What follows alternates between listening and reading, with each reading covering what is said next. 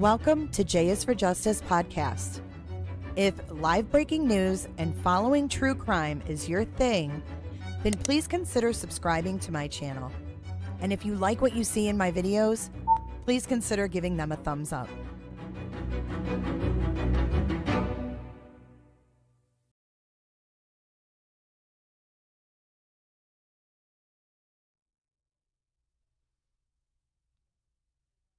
Hello, everybody. Welcome back to J is for Justice. We are live coming at you from Clearwater, Florida. My name is Jay. I am your host today. Welcome back. Today's stream, we've got breaking news. We've got federal charges on Vance Boelter. And then we've got him. He's going to be in court. His sorry ass is going to be in court facing a judge today. A far cry from where he was last night. Army crawling through a cornfield, right? Welcome in, everybody. Thanks for joining this afternoon. We're going to get right into it in a few minutes. Good morning, Pines. Sophia, thank you for gifting a cootership, or I say cootership, clickership. And welcome, Cheesy Weezy. And I hope Flo, our Flobo, has a safe flight today.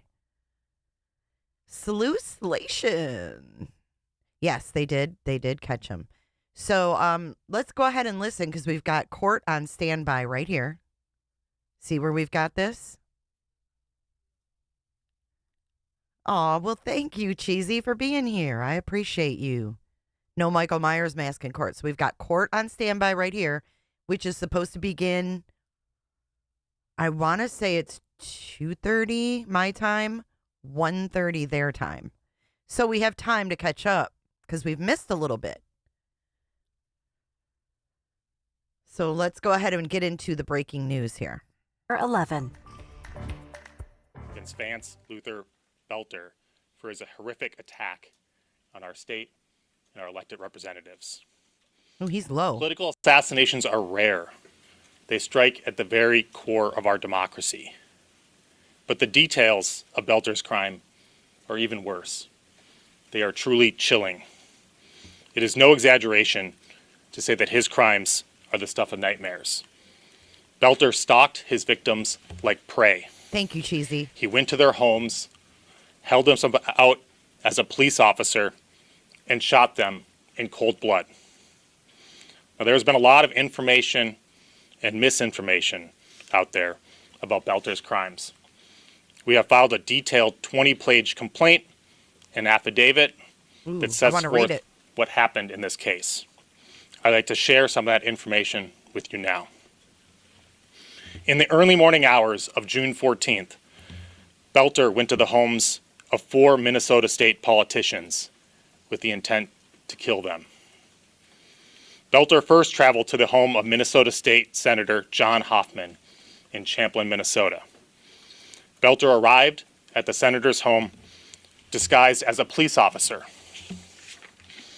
He arrived in a black SUV with emergency lights turned on and with a license plate that read police. Boelter wore a black tactical vest and body armor. He carried a flashlight and a Beretta 9mm handgun. He also wore a hyper-realistic silicone mask. Senator Hoffman had a security camera. I've seen the footage from that camera, and it is chilling. Boelter knocked on Senator Hoffman's front door and repeatedly shouted, "This is the police, open the door." Senator Hoffman and his wife, Yvette, came to the door. When they opened the door, Boelter shined the flashlight in their faces and said there had been a shooting reported in the house. Boelter asked if they had any weapons. When Boelter lowered his flashlight which he had shined in their face, they realized that he was not a police officer. They shouted out, "You're not a cop. You're not a police officer." Boelter then announced, "This is a robbery," and forced himself into their home. When Senator Hoffman attempted to push Boelter out and stop him from entering his home, Boelter shot him repeatedly. Boelter then shot Miss Hoffman repeatedly. Boelter fled the scene, and the Hoffman's daughter called 911.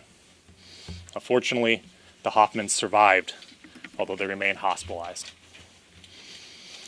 After shooting Senator Hoffman and his wife, Boelter traveled to the home of another Minnesota state representative in Maple Grove, Minnesota. Video surveillance showed that Boelter rang the doorbell at the state representative's house at approximately 2:24 a.m. on Friday night. Again, he was dressed as a law enforcement officer, wearing a tactical vest and body armor, carrying a handgun and a flashlight, and wearing that same hyper-realistic silicone mask. Again, the images, as you can see on the screen, are haunting. Now, fortunately, the state representative was not home. She and her family were gone on vacation, and so Boelter left. Boelter then traveled to the home of a Minnesota state senator He who went lived to in another. New Hope, Minnesota.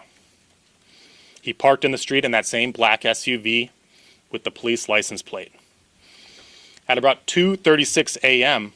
on Friday night, after learning of the shooting of Senator Hoffman, New Hope police dispatched an officer to conduct a wellness check on the state senator who lived in New Hope.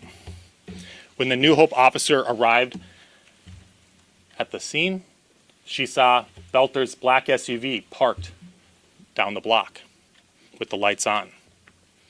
The New Hope police officer believed that Boelter was a police officer who had been dispatched to the scene to check on the status of the state senator.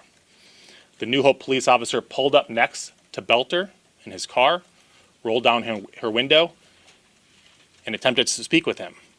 Boelter did not respond. Did he have the mask According to on? the officer, he just sat there and stared straight ahead. So the New Hope police officer, who had been dispatched to the scene, proceeded to the state senator's home, and she waited for other law enforcement to arrive. When they did, by the time they did, Boelter had left the scene. Boelter then traveled to Brooklyn Park, Minnesota, in the home of Minnesota State Representative Melissa Hortman. At approximately 3:30 a.m., Boelter arrived at Representative Hortman's house in his black SUV with the police license plates. He parked in the driveway and left the emergency lights on his SUV flashing, as if he was a police officer. Boelter approached Representative Hortman's home, again dressed as a police officer, Wow. wearing the tactical vest and body armor, and wearing that hyper-realistic mask. He was armed and carrying a flashlight. Before he entered the home, 2 Brooklyn Park police officers arrived at the scene. They too had been dispatched to check on Representative Hortman after learning of the shooting of Senator Hoffman. When they arrived at the scene, they saw Boelter's black SUV parked in the driveway with the emergency lights flashing, and they saw Boelter standing in front of the house several feet from the door. When Boelter saw the officers get out of the car, he drew his weapon and began firing. He rushed into the house through the front door, firing into it.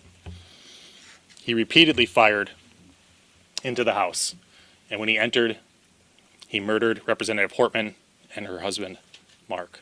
Then what The happened? Brooklyn Park police officers fired at Boelter as he rushed into the home, but he escaped into the home and out the back. Officers recovered Boelter's 9mm Beretta, along with the body armor and the mask, behind the home along his path of flight when he fled on foot. They later searched Boelter's car, where they found 5 more firearms, including assault-style rifles and a large quantity of ammunition. Boelter also had in his car notebooks containing a list of more than 45 Minnesota state Release and it. federal elected Release the officials, notebooks. including Representative Portman. Release the notebooks. Now, Boelter planned his attack carefully. He researched his victims and their families. He used the internet and other tools to find their addresses and names, the names of their family members. He conducted surveillance of their homes and took notes about the location of their homes. He was stalking them? He also prepared in other ways. He concealed himself as a police officer, outfitting his black SUV with police lights and a police license plate, wearing a black tactical vest and body armor, carrying a police flashlight and a handgun. And of course he wore that hyper-realistic silicone mask Oh, they found it. Look. as seen on the surveillance videos. Oh, there's the mask. The video of his arrival and shooting of Senator Hoffman is truly chilling. Again, it's no Look, the mask is like in with like vegetation. I can't. And then look on the right. They have like the Breaking Bad mask. Ooh, yuck. exaggeration to say this. Who even this is stuff are of you? nightmares. There's a photo of the firearms found in Boelter's abandoned SUV. Wait, Based on these crimes, we brought a federal Boelter's wait. Where's the flyers? Oh, I see them on the seat. Okay. abandoned SUV. Weird. Based on these crimes, we brought a federal complaint charging Boelter with an array of federal charges. Counts 1 and 2 charge him with stalking. Count 1 charges him with stalking Representative Melissa Hortman using interstate facilities. And that's Title 18, United States Code 2261. The statutory penalties there are life in prison. Count 2, similarly, charges him with stalking State Senator John Hoffman using interstate facilities. The maximum penalty of that count is 20 years in prison. Counts 3 and 4 charge Boelter with the murder of Melissa and Amy. of the Hortmans using a firearm in violation of 18 U.S.C. 924J. And these are punishable Why by a is he term of life struggling so imprisonment bad? or even death. And counts 5 and 6 charge him with shooting the Hortmans and the Hoffmans using a firearm. And both Hortman of those and counts also Hoffman. carry a Was he going in maximum sentence alphabetical order? of life in prison. Hold on. Now, before I finish my Was he going in alphabetical order? Why is it Hortman and Hoffman? I just noticed that. It's H-O-F and H-O-R. What was the other person's name that he went to? I can't remember. remarks, I want to say a little bit about law enforcement and the manhunt that we've heard about the last 2 days. Over the past 48 hours, federal, state, and local law enforcement from throughout the state of Minnesota have worked together to carry out the largest manhunt in Minnesota history. Now, a lot has been said about law enforcement in recent weeks, but make no mistake, the men and women of our federal, state, and local law enforcement put their lives at risk and on the line to keep Minnesota safe. They work tirelessly, day and night, to make sure that the tragic events of Friday night ended without further violence or bloodshed. We owe them all a debt of gratitude, and they will forever have my respect and admiration. I'm going to turn it over to Special Agent Alvin Whitson from the FBI. Our little FBI Thanks, man. Joe. Good morning. My name is Alvin Winston, and I serve as the Special Agent in charge of the FBI Minneapolis Field Office, which covers the states of Minnesota, North Dakota, and South Dakota. I want to begin by extending my deepest condolences to the families of the victims and to the community that has been shaken by this devastating act of violence. Our thoughts remain with those who are grieving and all who have been impacted by this tragedy. Over the weekend, the people of Minnesota and the nation have been watching closely as this case has unfolded. The Minnesota Bureau of Criminal Apprehension provided a detailed update yesterday, so I won't repeat those specifics. This was a targeted attack against individuals who answered the call to public service.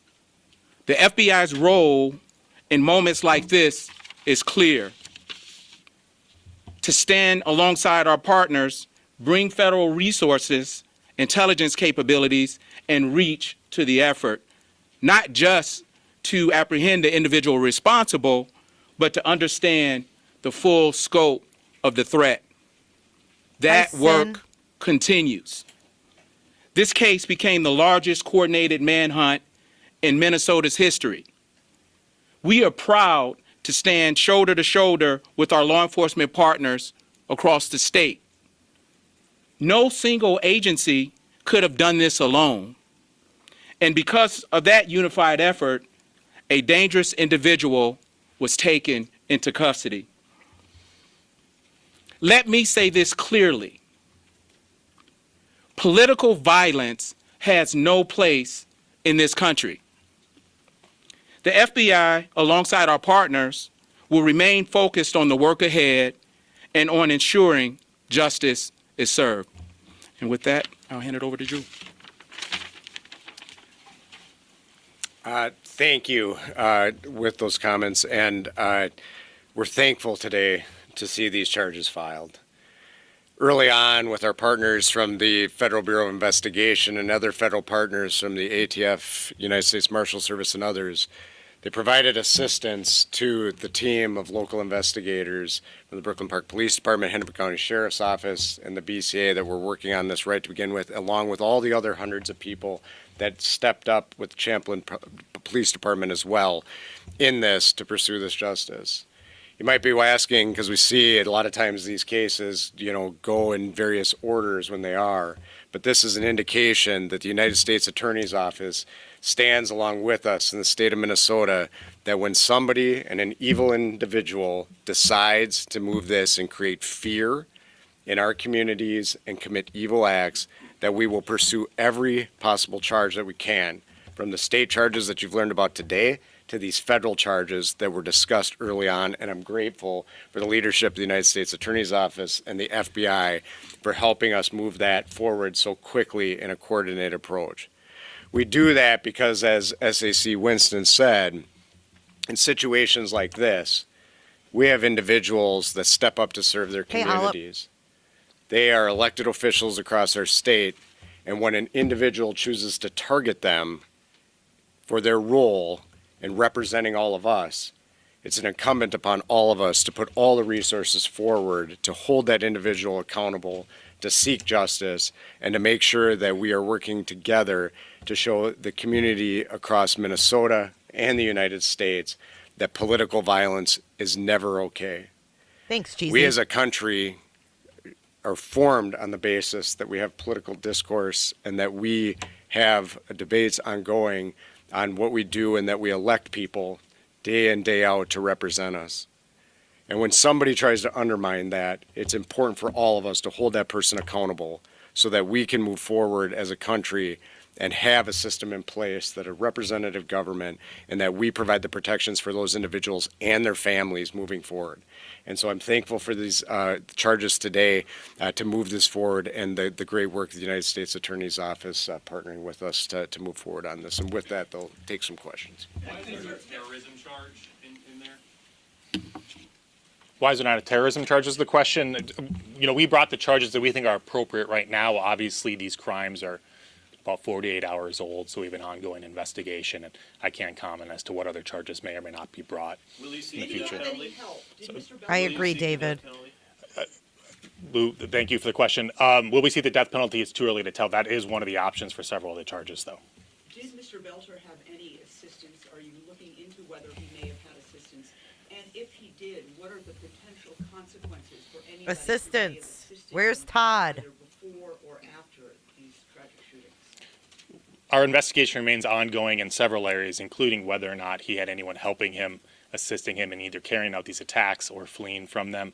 I can't comment on that at this time. There's nothing in the complaint suggesting that someone did, but the investigation is ongoing. In fact, it's just in its infancy. It's been 48 hours, most of which we are primarily focused on finding him. He was on surveillance cameras in Minneapolis shortly after these crimes occurred. Do we know how he got from Brooklyn Park to Minneapolis? Was it on foot? I don't know the answer to that. What? Can you offer clarity about the state charges concurrent with the federal charges? How does that all work? Does this make null the state charges or take precedence over the state charges? It does not nullify the state charges. They remain in place. Today, he was brought into federal custody. He'll make his initial court appearance in federal court over in St. Paul at 1:30 Central Time this afternoon. And my expectation, based on prior cases, is the federal charges will be litigated first, but the state charges won't necessarily go anywhere. Can you speak to why investigators believe he carried out this attack and for how long he may have Federal been death planning these penalty. attacks? Well, it's pretty clear from the evidence that he's been planning these attacks for quite some time. There's voluminous writings, as you've seen in the reporting, that were found both in his car and his house about Hey, his Island. planning, lists of names and individuals. In terms of the why, it's unclear. Is he About this cooperating with you? interaction with the New Hope police. What had law enforcement been told at that point? Were they aware to be on the lookout for a dark SUV that resembled a police vehicle? I don't know. I can turn that. I don't know if one of my colleagues here know. I know that they had heard about the shooting of Senator Hoffman and being the diligent law enforcement they were, knowing that they had Due elected officials diligence. living in their communities, they went out to do a wellness check. I don't know more than that. You know, what I can say, and as you can, I don't know the specifics of the question, and what on that, whether it is. What I will tell you is that Hennepin County law enforcement working together at that time knew of that, and so as the different jurisdictions were on duty, some of them did proactive. You know, as you've heard from Chief Bruley on this in Maple Grove, for example, or in Brooklyn Park, for example, they went out proactively to check on the status and the well-being, and that's how we encountered this and prevented additional attacks, which we believe certainly could have occurred from occurring. So we don't know the specifics on the New Hope as to what they were doing, but they were tracking the shooting that happened, and so several of them were being proactive and checking on various people that they knew resided in their city. Believe that the yeah. officers in Brooklyn, or the Brooklyn Park officers that responded, did he shoot at them, or was he shooting into the house and they kind of like chased him into the house? My understanding is it's unclear at the moment whether or not he shot at them. It's possible that he did. It's not clear. Is there not Obviously, it's a body-worn chaotic camera? scene. Was he wearing the mask when the New Hope officer interacted with him? I believe he was, although I can't say for certain. Is there reason to believe that there was plans to commit additional violence at, say, the protests that were going on that day? I've not seen evidence of that. It's hard to say what his plan was. Obviously, he went to the homes of no less than 4 elected officials. He had a list of other elected officials, their home addresses. So, To make sure that we connect the dots properly, could you name the other 2 officials? you know, we can't at this time. It wouldn't surprise me if they publicly identify themselves, but it's not really my place to do that if they want to protect their own privacy. What's your message to Minnesotans who may get a late night knock on the door from police if something's going on in their communities? I mean, can you just speak on that? I'm going to let law enforcement handle that one. I don't know if someone, Sure. please. Good morning, Police Chief Mark Bruley, Brooklyn Park Police Department. Great question. Like we sent out a message to our community when this first occurred is you always can call 911 and verify if the person at your door is a police officer. If they are a working police officer, they will be connected to a dispatch center that can validate that. So the first thing I would do is if you're concerned about it, is call 911. Obviously, there's a lot of different uniforms, and it's never wrong to do that. Can you clarify the shooting stuff? Because we were told, I believe, that the person in custody did shoot at police at the Hortman residence. That's an important detail. Yeah, so I'll answer this again. That's part of the ACT investigation, and I know there's been a lot that's going on, but as any time law enforcement uses deadly force, there's a walled-off separate investigation to examine that. At that time, I will tell you, we still work through. We are gathering evidence when we go through. This happened incredibly fast. What I can tell you is the police officers that were there on scene, that while they were assessing the situation, that the gunfire erupted. And we are still working through and reconstructing that crime scene. We've gathered all of the evidence related to that. And what was said there is that this is definitely happening very quickly. And we definitely know that he began shooting at the Hortmans, as will be detailed in this information, immediately once the officers were assessing the situation. Whether or not that the gunfire was returned at the officer or not. We are working through that, and we need to recreate the crime scene itself. Identify the motive? And I should say, I want to say, like, in that process, the gunfire was erupting in such a way all around that is partly why with the reasonable interpretation on some of those is where that came from initially. Can you identify the potential motive here? It has been widely reported that the list, his hit list, contained names of people who are abortion rights supporters. And also, can you please release the names of the 2 other targeted victims who were fortunate to get away? As I said, with respect to the other 2 potential victims, I think it's up to them whether they want to publicly identify themselves. As I said, it wouldn't surprise me if they do. They're elected officials, but that's their right. Obviously, they may have families and children and privacy interests that they need to sort through. So I'll let them do that. With respect to the potential motive, let me say this. There's been a lot of press coverage and speculation and discussion of a manifesto. I've seen nothing like a Unabomber-style manifesto in his writings. He had many, many notebooks full of plans, lists of names, surveillance, efforts that he took to surveil and locate the home addresses and family members' relationships with these elected officials. But I have not seen anything involving some sort of political screed or manifesto that would clearly identify what motivated him. Obviously, his primary motive was to go out and murder people. Now, they were all elected officials. They were all Democrats. Beyond that, I think it's just way too speculative for anyone that's reviewed these materials to know and to say what was motivating him in terms of ideology or specific issues. There's a lot of... For abortion rights supporters? There were some abortion rights supporters, I believe, on the list.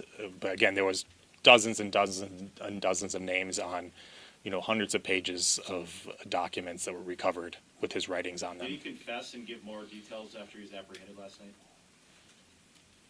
I'm not going to comment on that at this time. Can you talk about how long this Wait. Did he talk last night? Watch the redhead. I don't know his name. Watch. Did he confess and give more details after he was apprehended last night? I'm not going to comment on that at this time. Can you talk about how long this Hey, gone girl.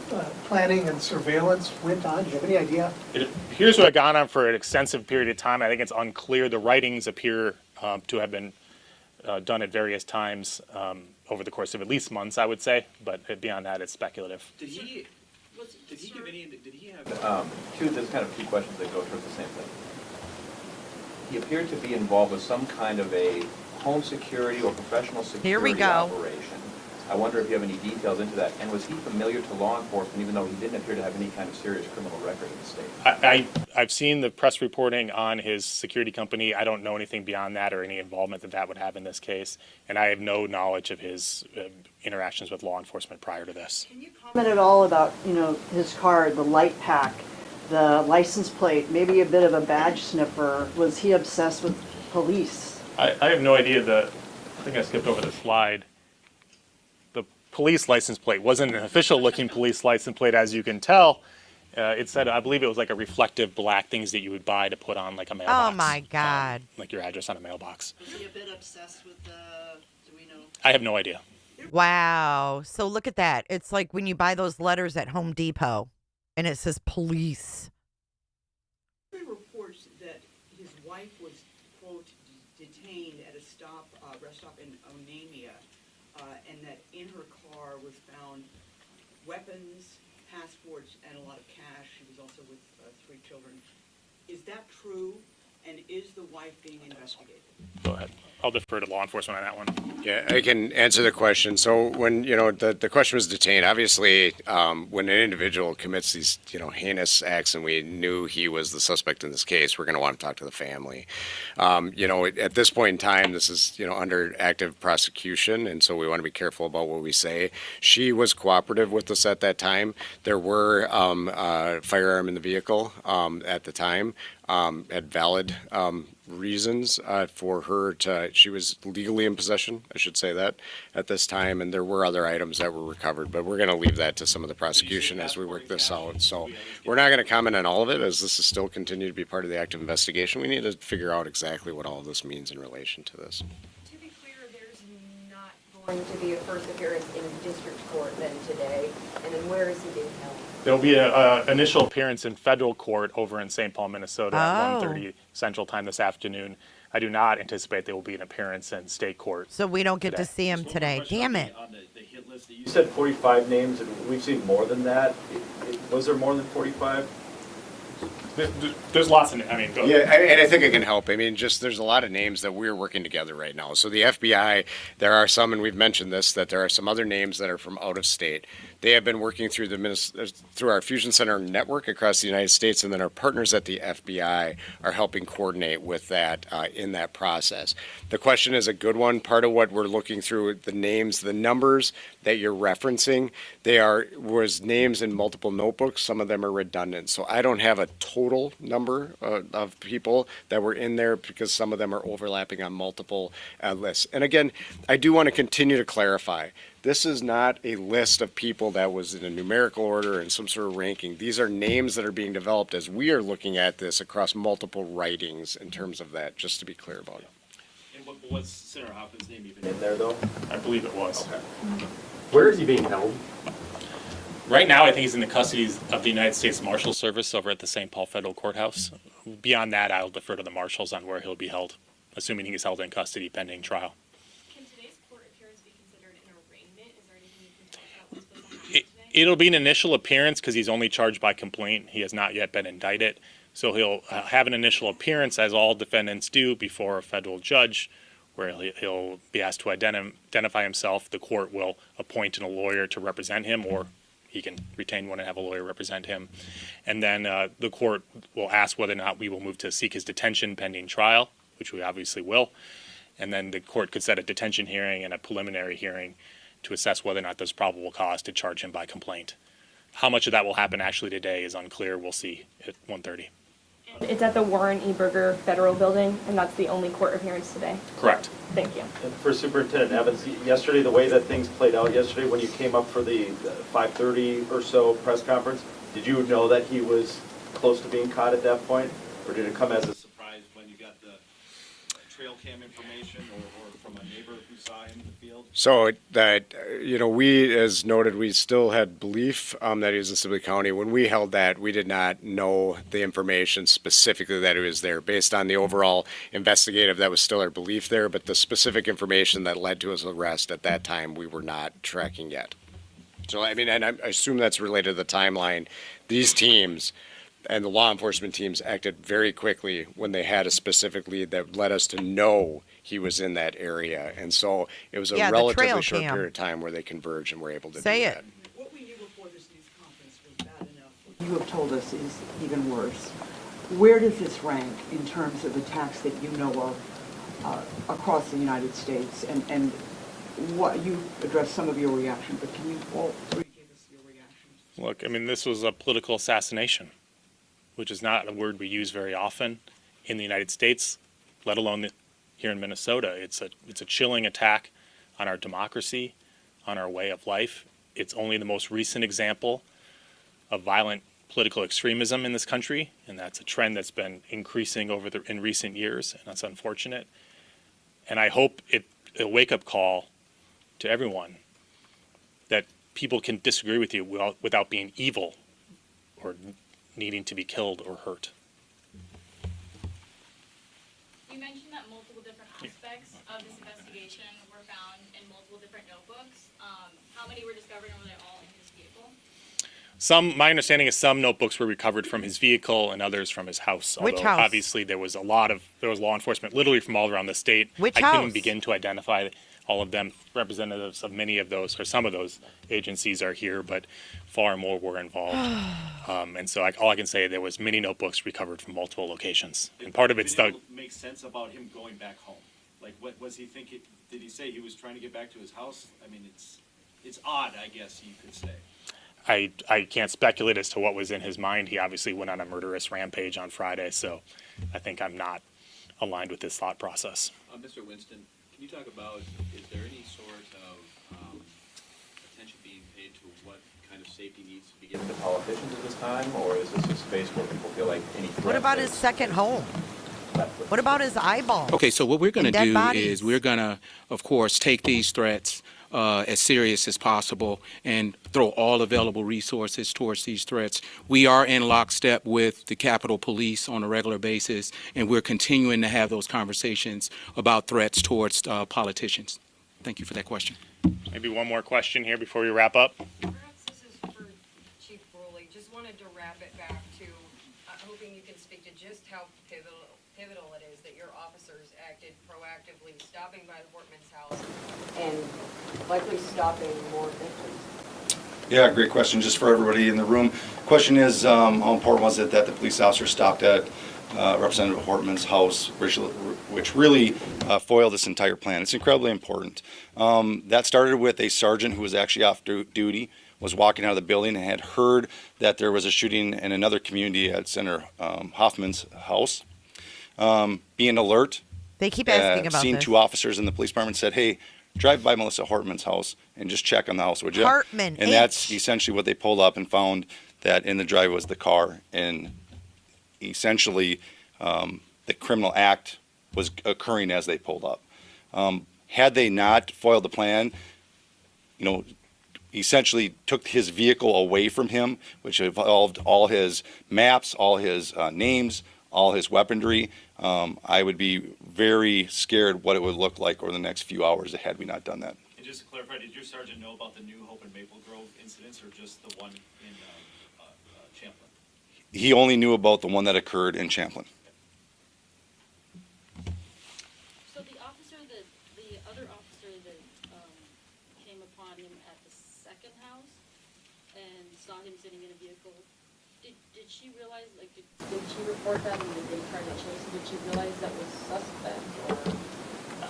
I don't think she did. She knew something was awry, and then he left and proceeded to Brooklyn Park and carried out the next shooting. So got lost in the chaos of the event, not lost in the chaos of the events, but there was a new shooting shortly thereafter. It really is remarkable, to the question earlier, how he went to 4 houses that night, and in 3 of them, or 2 of them, he encountered law enforcement at the 3rd and 4th one, and the second one, no one was home at all. It's remarkable how diligent law enforcement was at 2:30, 3 o'clock, and 3:30 in the morning on a Friday night, that they were responding to just to do wellness checks on our politicians. It's a testament. The last 48 hours have been an incredible testament to the professionalism and dedication and commitment of our federal, state, and local law enforcement. Thank you all. I guess I just got confused with the names. Well, it looks like we're not going to have this hearing because it's going to be in federal court. We're not going to see anything. So that happened. Okay, so there hasn't been anything. Boelter appearing in federal court at 1:30.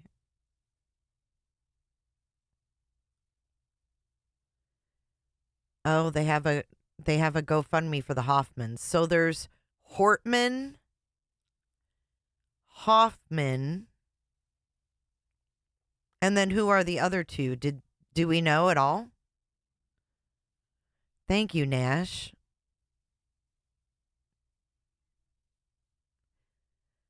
I can't find the criminal complaint either online yet. I've been looking for it. This is the federal building right here. Here we go. Let's see what's going down. Supporting them and honoring them in every Someone's going to be in there. In federal court. Let's back at the Capitol. I recognize the check in now while we're waiting to see what happens in federal court. Let's check in with our Corin Hoggard, who is at.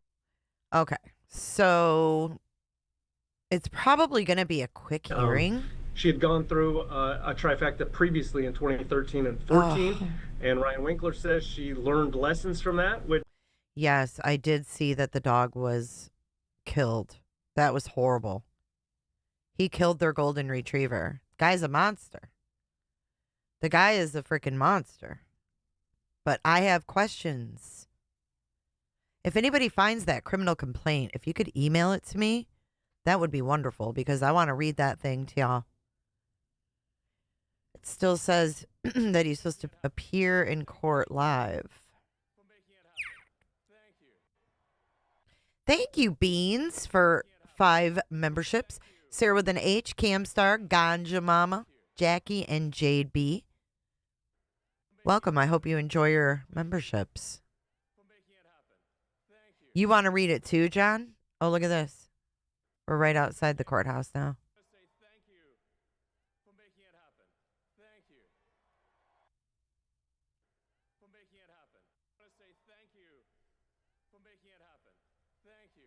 I need to know what happened.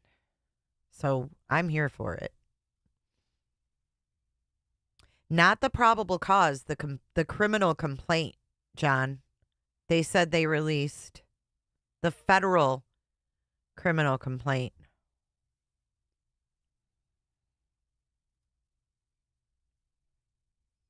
Here was another live feed.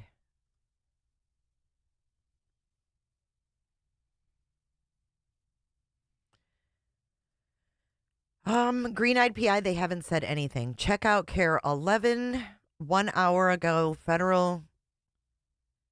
Oh, okay. Thank you, Sarah. Care 11. Y'all are amazing.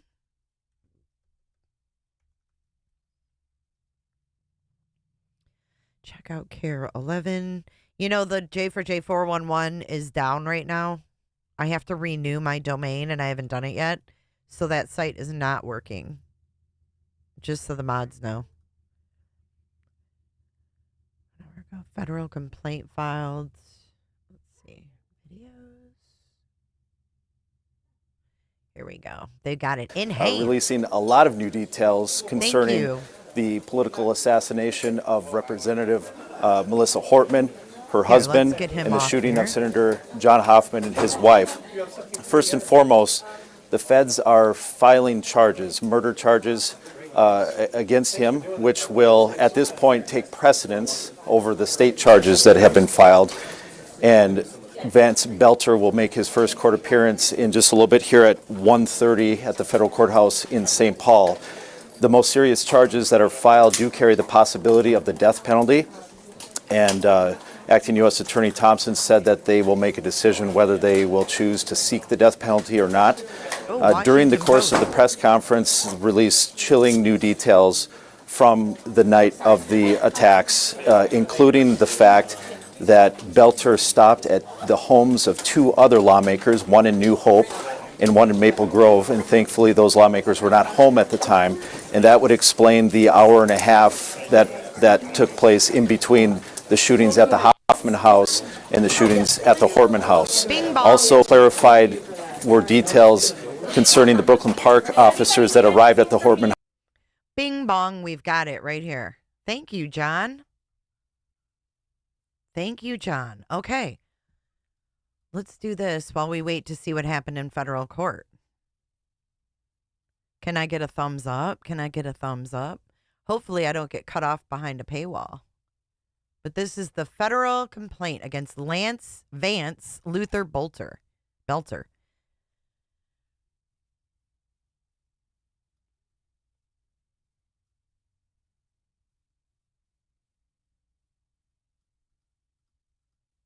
Okay, let's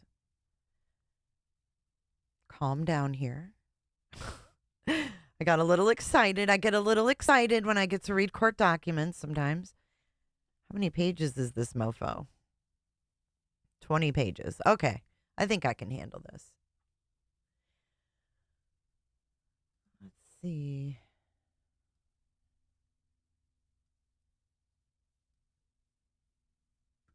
How's that?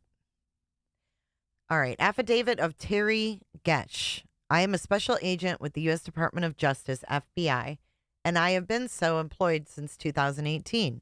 I'm currently assigned to the Minneapolis field office under the Violent Crime Squad, where my investigative responsibilities include the criminal investigation of federal violent crimes. Prior to my assignment in the Minneapolis field office for 4 years, I was in the Seattle field office and investigated violent crime in Indian country, along with FBI firearm-related investigations. Number 2, we're going to skip the rest of that. 2, I am an investigative or law enforcement officer of the U.S. 3, I make this affidavit for the limited purpose of establishing probable cause. So just as a reminder, there's always more. I know, Vaughn. They have that effect on people. Probable cause. As described below, Vance Luther Boelter embarked on a planned campaign of stalking and violence designed to inflict fear, injure, and kill members of the Minnesota State Legislature and their families. After taking deliberate steps to research his victims and prepare for that campaign, Boelter traveled to the homes of at least 4 public officials during the early morning hours of June 14, 2024. Disguised as a police officer and heavily armed with firearms and body armor, Boelter approached those officials' homes under the guise of lawful authority.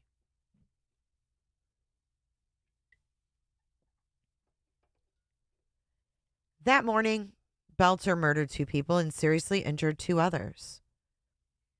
Evidence uncovered in this investigation indicates that Boelter extensively planned his stalking, murders, and attempted murders, as discussed below. His preparation efforts included identifying several websites that allow users to search for the personal information of others, like home addresses and family member names. Boelter also made lists containing the name and home addresses of many Minnesota public officials, mostly or all Democrats. Mostly or all Democrats. He found websites that sold hyper-realistic silicone masks, which looked like the mask Boelter wore during, at least, his shooting of John Hoffman and his wife. And he purchased materials from Fleet Farm for use in his shootings, including flashlights and resources that could be used to create the type of fake police license plate found on the SUV. So he went to Farm and Fleet to get his supplies. You guys, don't be offended by the mental health question. I'm just saying, do you think that this was motivated because he's just mentally ill, or is there more behind it?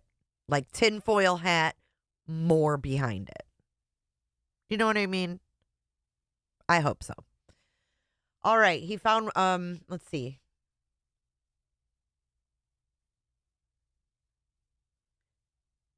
Fleet Farm, okay.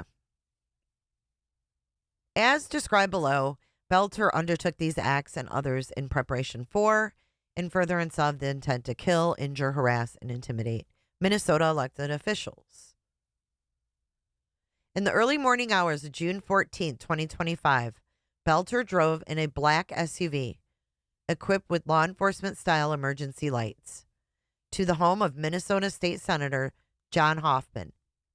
Video footage from Senator Hoffman's home depicted Boelter approaching the front door, dressed to impersonate a law enforcement officer, wearing a black tactical vest and holding a flashlight.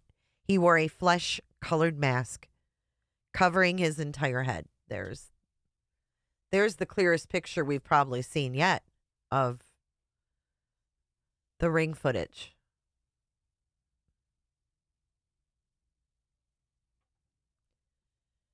They say he's knocking on the front door in this image.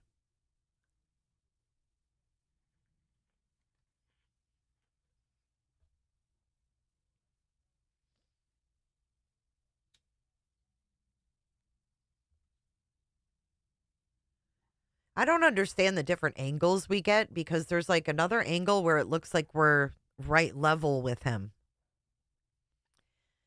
As shown in that footage, and as described later by multiple members of the Hoffman family, Boelter knocked on the door. He shouted repeatedly, "This is the police! Open up the door!" In response to Boelter's shouting, one or both of Senator and Mrs. Hoffman answered the door. According to a statement later provided to law enforcement by Mrs. Hoffman, amazing that she was able to give a fucking statement, right? Boelter said there had been a shooting reported inside the house, and he asked whether the Hoffmans had any guns. Senator Hoffman responded that there were, but all the firearms were locked away. According to Ms. Hoffman, at some point in this exchange, she realized that Boelter, who had been shining the flashlight towards the Hoffmans, impairing their view of Boelter, was wearing a mask. So there's no reason that a cop would be like flashing their flashlight in your face. I'm sure they were, kind of sus and shooken at 2 a.m. by this, right? So here he is holding the flashlight up in their face, and then she gets wind that that's a freaking mask. Upon realizing this, one or both of the Hoffmans told Boelter that he was not a real police officer. Oh, boy. Boelter responded by saying something like, "This is a robbery." Mrs. Hoffman reported that Senator Hoffman tried to push Boelter backwards through the front door, at which point Boelter shot Senator Hoffman repeatedly. Mrs. Hoffman attempted to shut Boelter outside the home by shutting the door on him, but Boelter then shot Mrs. Hoffman repeatedly. That is terrifying.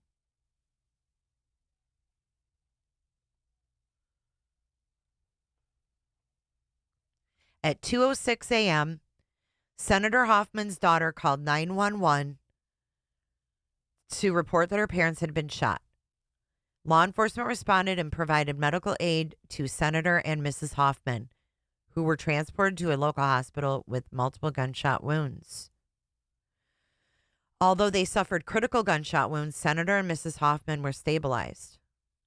After repeatedly shooting the Hoffmans, Boelter traveled to the home of another representative, Public Official 1, in Maple Grove, Minnesota. Why is she called Public Official 1? Oh my God. Video footage from surveillance cameras. This is the people that weren't home or didn't answer. Oh, they weren't home. Okay, here we go. I'm getting ahead of myself. Video footage from surveillance cameras at Public Official 1's home showed that Boelter repeatedly ringing the home's doorbell at 2:24, wearing the same outfit. While ringing the doorbell, Boelter loudly said, "This is the police. Open the door. This is the police. We have a warrant." He repeated the command several times. They have his voice. They got his voice on these ring doorbells. So no more saying it was a female or another person. They've got his voice.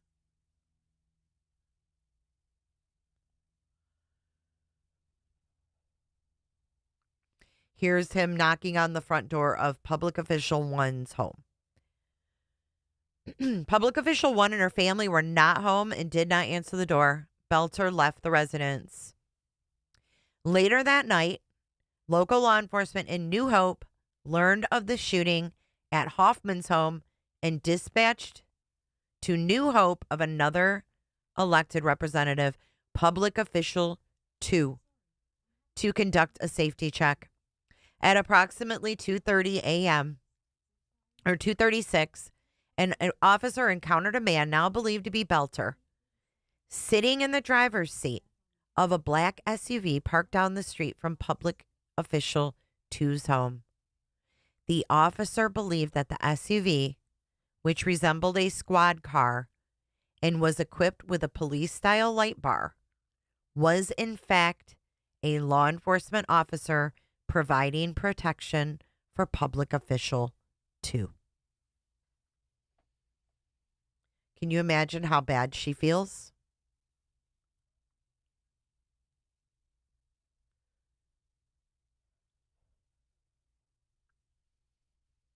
This is from the dash camera footage. This is his car sitting there. The officer reported that the individual sitting in the black SUV was a bald white male staring straight ahead. The officer tried to speak with that man, but he continued staring straight ahead and did not respond.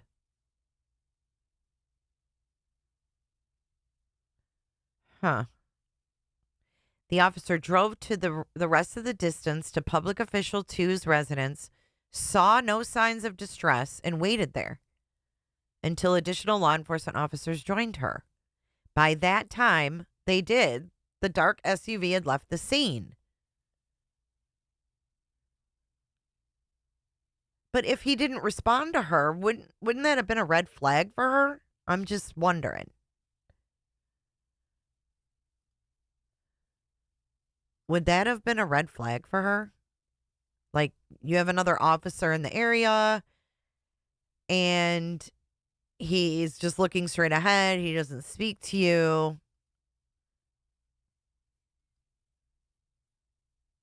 I don't know. That's weird to me. And he had the mask on with those weird eye holes.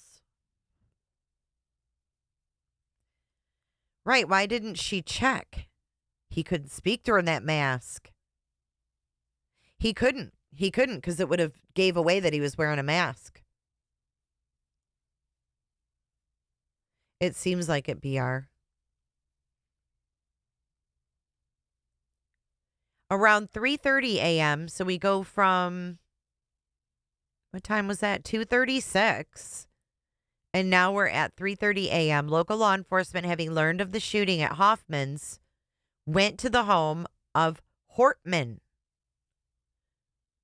Hoffman, then Hortman, to conduct a safety check. Upon arriving, they saw the black Ford Explorer SUV parked outside the home. The lights were on and flashing. Image from law enforcement footage upon their arrival at the Hortman household. There's the janky license plate. The SUV had been replaced with a fake police license plate. Law enforcement arriving at the Hortman's home saw Boelter dressed in dark colors and standing near the front door, facing the house. There he is. Hold on, let's take a better look at this. This is him. What? That's him circled, I guess. It's really hard to make out. B. Moore, there's no death penalty in the state, but federally he can be charged with the death penalty. Hey, you two bad actors.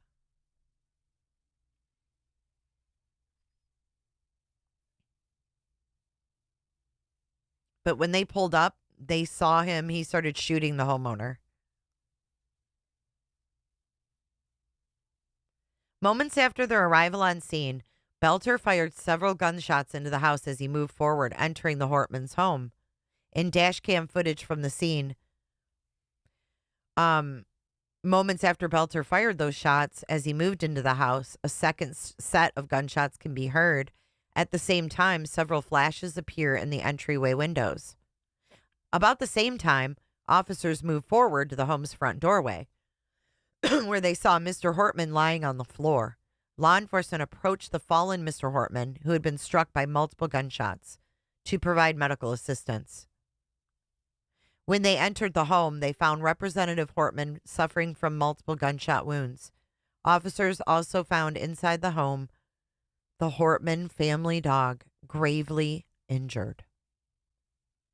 Representative and Mr. Hortman died from their injuries. He killed the dog. So he managed. Now let me walk you through this scenario. He's at the front door when they pull up. He shoots Mr. Hoffman. He goes into the house. He kills Mrs. Hoffman and the dog. Awesome. And then he escapes out the back door, never to be seen again. But what a fucking dick to shoot the dog. It was a golden retriever.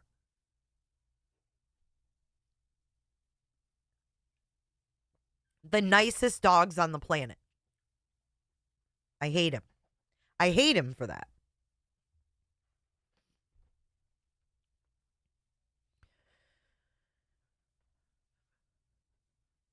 Representative Mr. Hortman died from their injuries.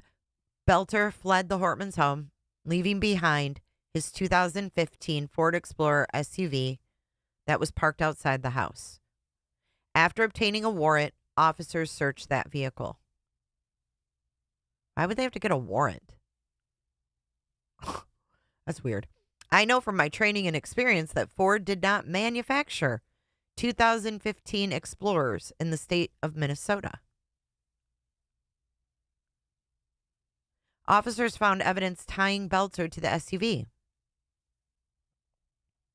including a bill for a storage unit in Boelter's name. Oh, fuck. What's in his storage unit?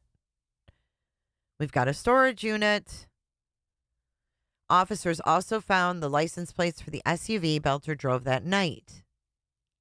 Public records show the SUV is registered to Boelter and the wife. Officers also found approximately 5 firearms. Here's the inside of the SUV here, including semi-automatic assault rifles, as well as large quantity of ammunition organized into loaded magazines. They also found a medical kit containing wound treatment supplies and several eye masks of the kind that might be worn while sleeping. Strange. He was getting his beauty sleep. From the SUV, officers recovered several notebooks full of handwritten notes. Listed among the pages of these notebooks were the names of more than 45 Minnesota state and federal public officials, including Rep. Hortman, whose home address was written next to her name. Ooh. Jesus, we've got notebooks.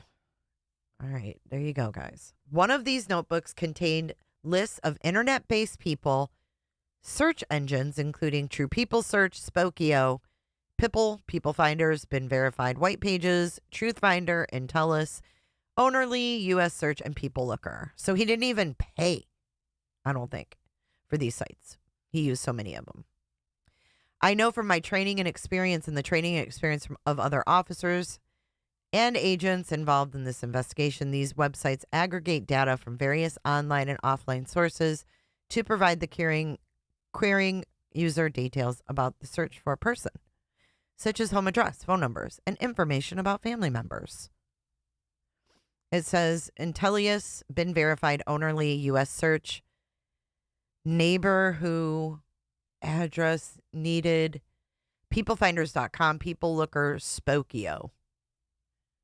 Finding People, truthfinder.com, 3 days free. Like, really? Hold on. I gotta blow this up.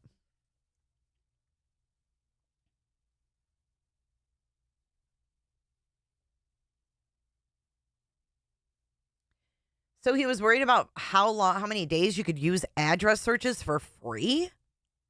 What? Oh, thank you, Cheesy. Cheesy coming in with the deets.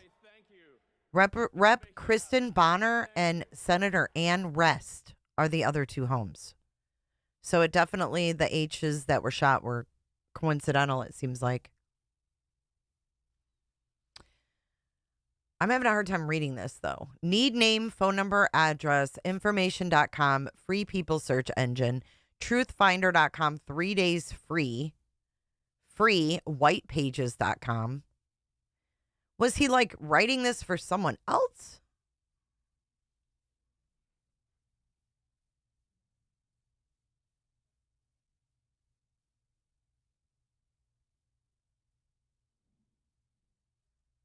This is all about just search engines. Look, he gave this is instructions. Oh, I ain't buying it. This is instructions for somebody. Nope. Nope. Look, you don't write this in notes to yourself. Look. BeenVerified.com. Just enter a name and a state. Thank you, Cheesy. Look, just enter a name and a state. Most property records in America are public. You wouldn't write just put in a name and number if it was something you already knew how to do. Mm-mm. Mm-mm.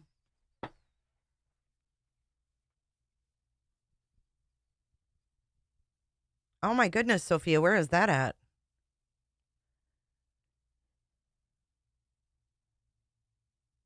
This is him giving instructions. I'm not buying that. Need name, phone number, or address. Information.com, free search engine. Not free, Spokio. Not free, Pipple. Payfinders service. BeenVerified.com. Just enter a name and state.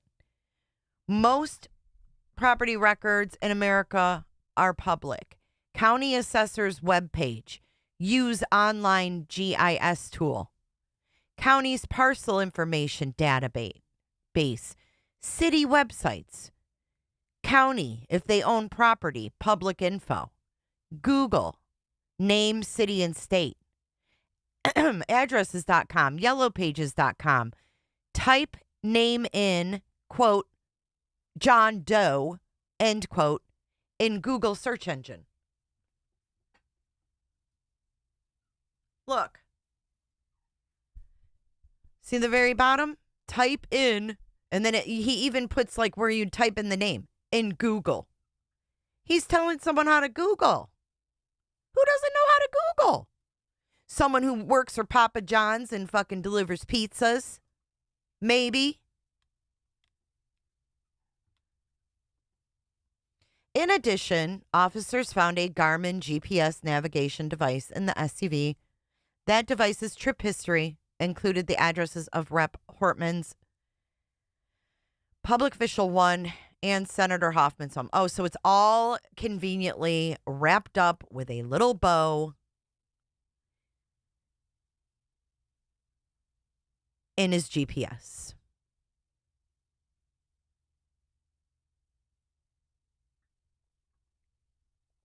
Like, okay.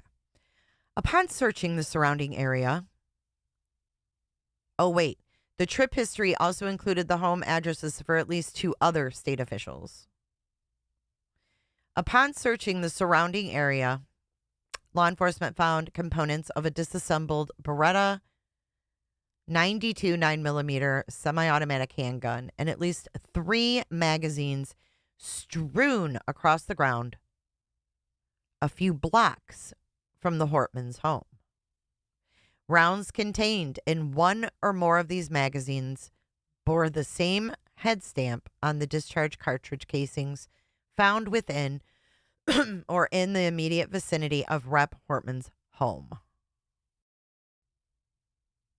Records accessible to law enforcement indicate this Beretta was purchased by Boelter in or around January of 2000.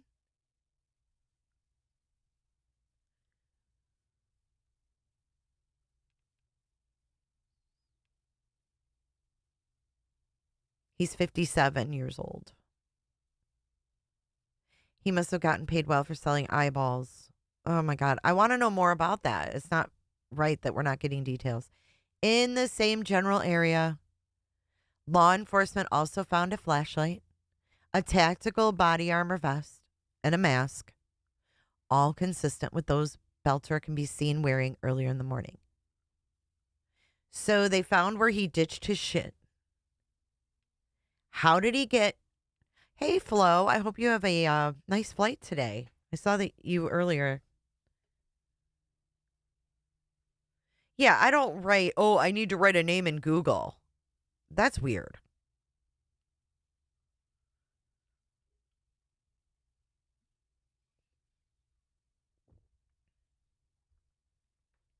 He purchased an e-bike and a car. So he ran out the back door. He shot the couple.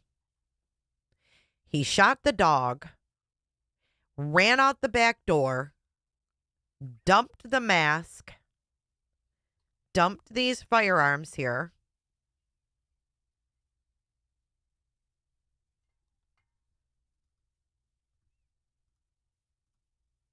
As my screen freezes up on this creepy mask.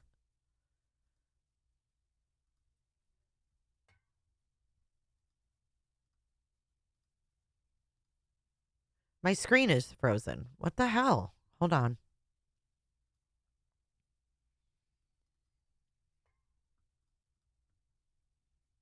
The mask freaked out my damn computer.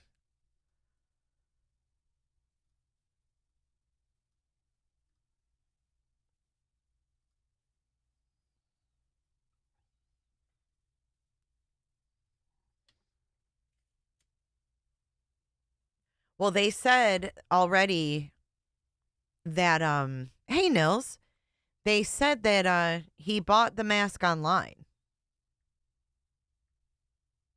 Okay, there we go. That's better.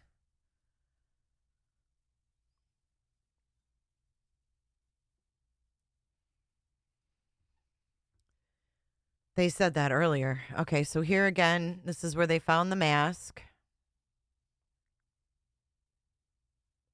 And that thing should be like a DNA haven, right? There should be all sorts of DNA on that thing.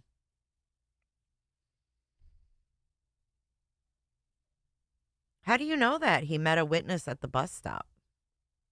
How do you know that? According to records obtained by law enforcement, Boelter purchased 3 Beretta handguns as well as many other firearms. Law enforcement obtained information to track the locations of cell phones known to be used by Boelter and his wife.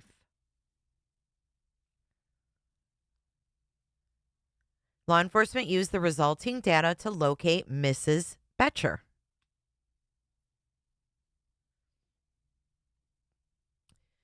Mrs.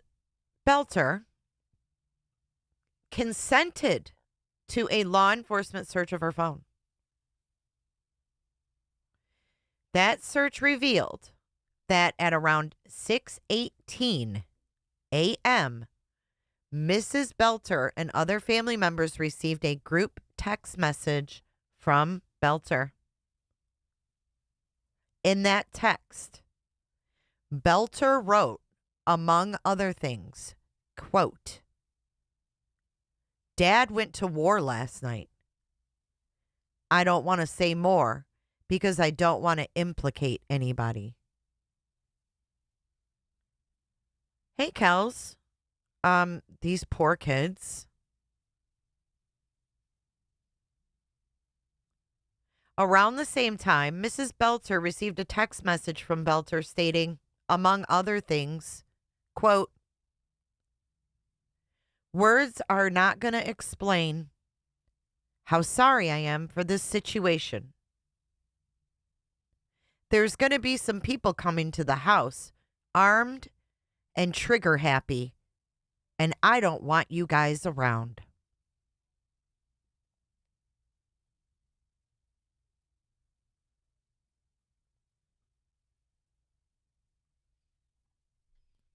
So instead of calling law enforcement, she hopped in the car with her passports and money? That was her reaction?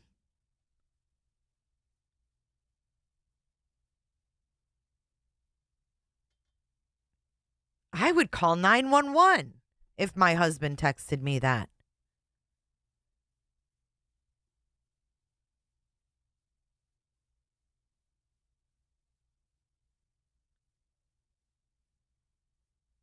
Mrs. Boelter consented to a search of her car. From the car, law enforcement recovered 2 handguns, approximately $10,000 in cash, and passports for Mrs. Boelter and her children who were in the car with Mrs. Boelter at the time.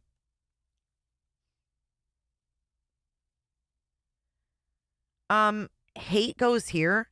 Snitch out your husband? He said he went to war. I'd be worried about my husband's well-being. So yes, I would call law enforcement. Who would not have called law enforcement if you got a fucking text like that from your husband? Put a 1 if you would have called 911 and said something's seriously wrong. Snitch out? That's weird to even say. Yeah, I would be calling him back, and if he didn't answer me or tell me what the fuck was going on, I'd be calling the police. Weirdo. Who thinks like that? Snitching out. Law enforcement obtained cell phone information for multiple phones known to be associated with Boelter. Well, good for your wife, Hate Goes Here. I'm glad you've got a wife that would lie for you if you murdered people. That's great to know. That's great to know. Exactly, Nash. Hey, Cole, good to see you. If you even have a wife. I don't think he's talking. Let's see what's going on here. We're still out hanging out outside the courthouse waiting for this to end. See all the media? See all the media, guys? We're going to find out when it's over what happened.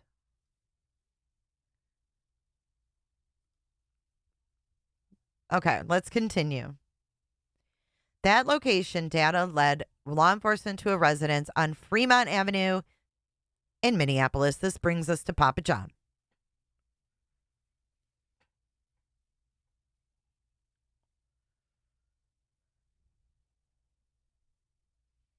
Law enforcement also found the same Fremont address in the Garmin's trip history described above.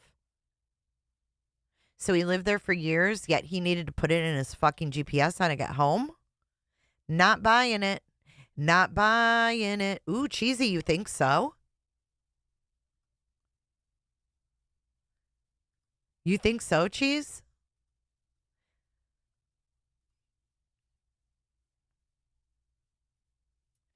I wonder if he could be talking. Maybe he's smart enough to realize he has no chance to get away with it. I doubt it. I doubt it. I mean, I've put my home in too, but awfully convenient. But then again, Cheesy, they say that he hadn't been living with her. So was he having like mental problems and she told him that like he had to leave? Maybe that's why he moved in with his buddy. Maybe he's just off his rocker. Yeah, why would you run?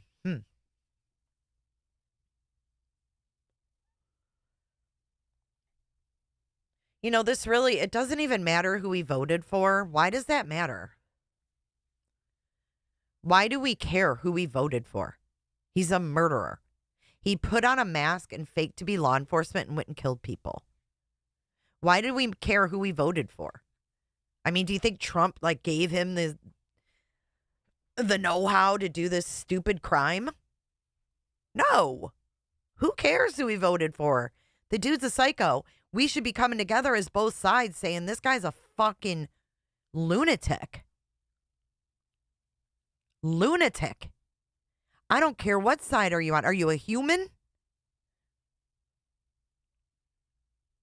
That's weird. Who cares right now?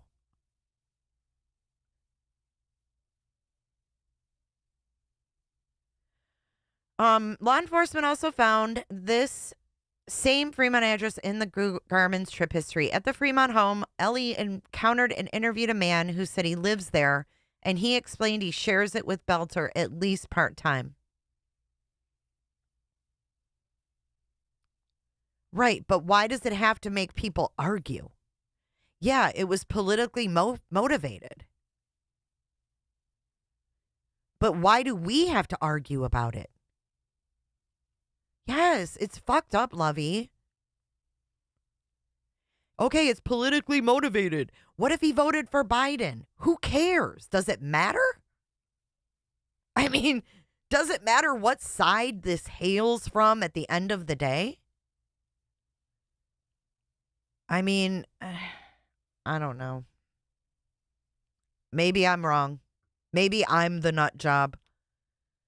But I think that both sides should come together and say it's a fucking sicko from one side or the other. And who cares? Why are we all about sides? Why aren't we just fucking people? Thank you, Spivey. It's true, though. You guys need to get past these party lines. You guys who tout these party lines over and over and label yourselves as one side or the other, you're the fucking problem. You're the problem. You're the one separating the regular people from each other. None of these politicians give a fuck about you. Donald Trump doesn't give a fuck about you personally. He doesn't. Biden didn't give a fuck about you. None of them gave a fuck about you. Go back in history. None of them care about you. So why are you fighting with your peers? You're fighting with the very people that you have to live amongst for rich politicians who don't give a rat's ass about you or yours. And that's it. You better start thinking about getting along with your neighbors and the people that you come in contact with on the daily, because those are the people that you're going to have to fucking reach and lean on when there's a fucking problem.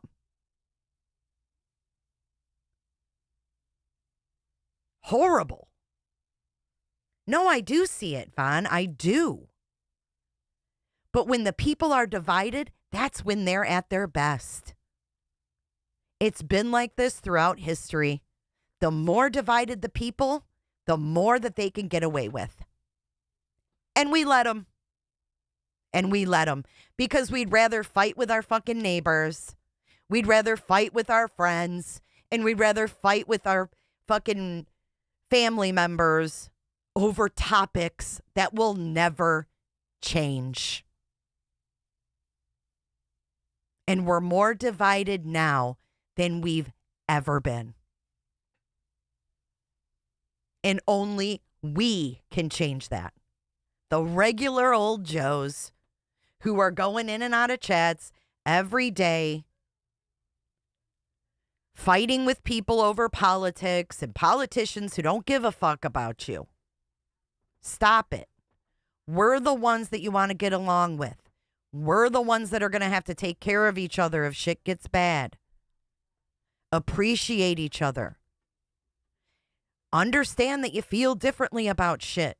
It doesn't mean we have to argue and fight and make this so divided, man. I'm just so tired of it. I mean, I voted for Trump. Who cares? It doesn't mean that I'm crazy. It doesn't mean that I'm like extreme. I think we need to go back to the days where my mom and dad used to say, you don't ever ask someone who they voted for. What? You know what I'm saying? Agree to disagree.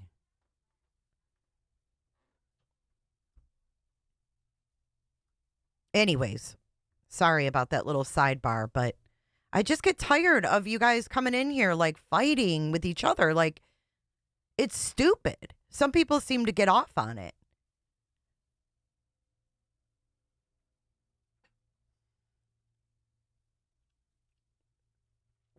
I just don't understand the people that, oh, Trump's the best. He doesn't give a fuck about you, dude. He don't. My hypocrisy is hypocritical? Okay. I don't know how that makes me hypocritical, but okay. I'm not a deeply political person.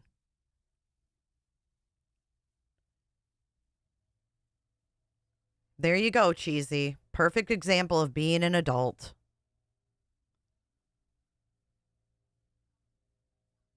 Anyways, let's get back to the criminal complaint, shall we?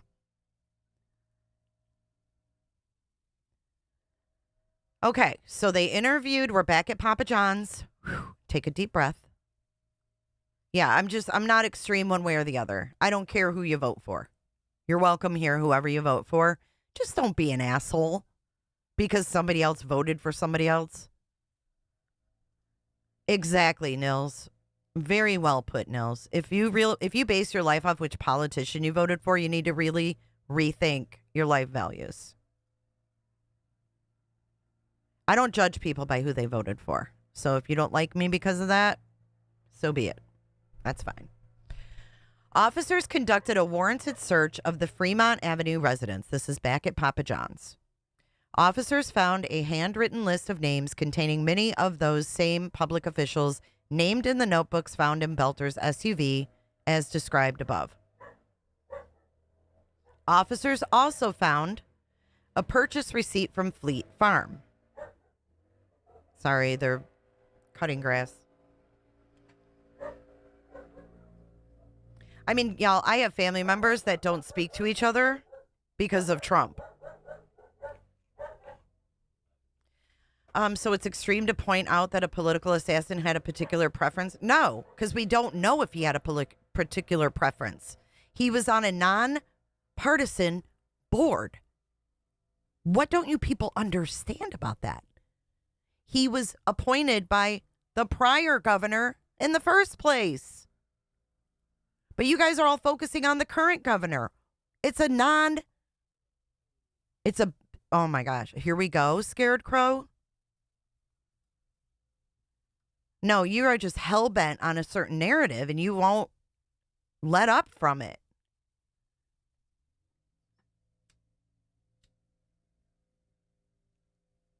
Obviously, it's political. He killed politicians. Anyways. They found a receipt from Fleet Farm dated about June 9th, 2025, which documented the purchase of, among other things, a flashlight, a tactical rifle case, 2 types of firearm ammunition, and the materials believed to have been used to create the fake police license plate. They found several notebooks containing handwritten notes. These notebooks were in addition to those recovered from the SUV. So we have more notebooks found. Among the pages of those various notebooks, officers found listed the names and often home addresses of numerous Minnesota public officials, including Rep. Hortman, one of the people he shot and murdered. Beneath her name, a notation reads, "Married Mark, 2 children, 11th term." Mark was the name of Rep. Hortman's husband. Another notation in one of the recovered notebooks names Hortman, her address, and her spouse again, with the added notation, quote, "Big house off golf course, 2 ways in to watch from one spot."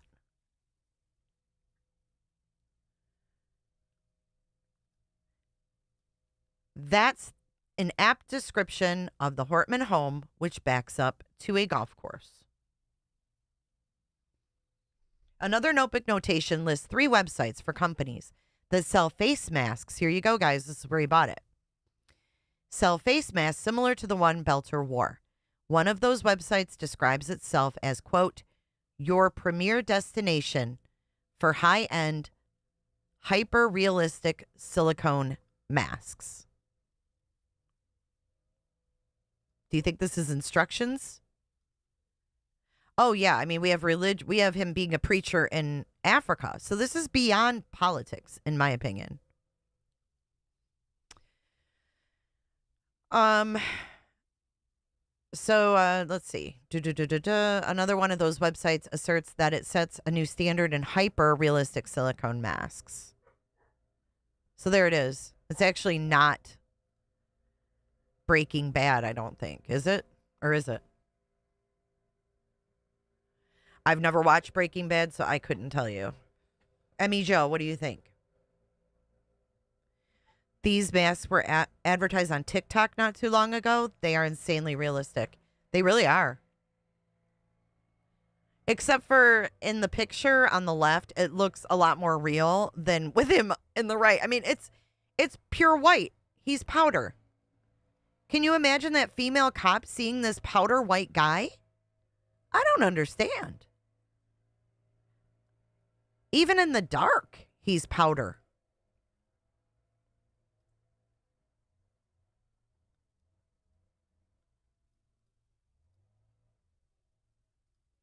Strange.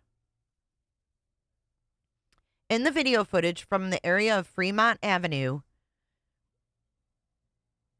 residents obtained by law enforcement, Boelter can be seen returning to the residence in the morning after the murder. So it was not the morning before. Yeah, it looks so fake. I mean, wouldn't a cop see that and be like, he's not talking and he's in this like powder matte, like white? I don't know. So he went back home and busted out that window after committing the murders. Remember, we watched his gait?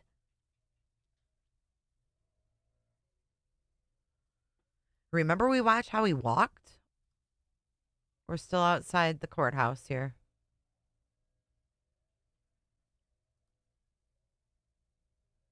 Let me close that.